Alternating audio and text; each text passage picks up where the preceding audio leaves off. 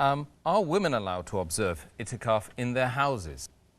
As far as itikaf is concerned, according to the verse of the Quran of Surah Baqarah chapter 2 verse 187, which says that do not associate with your wives and do itikaf, retreat in the mosque.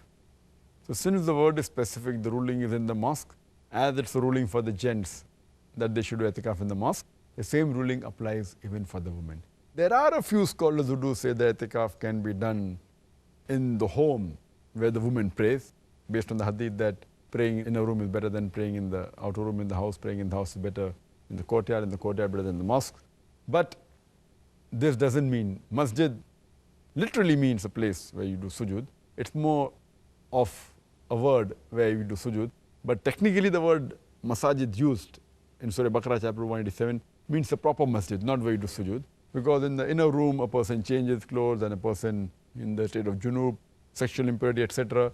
So the ruling for the women, as far as the major scholars are concerned, if they want to do, they should do in the mosque, and that's what mentioned in several hadith, including the hadith of Sahih Bukhari, volume number 3 in the Book of Ietikaaf, hadith number 2026, Hadith Aisha, may Allah be pleased with her, she says that the Prophet did itikaf in the last 10 days of Ramadan, and after he died, his wife continued with the practice.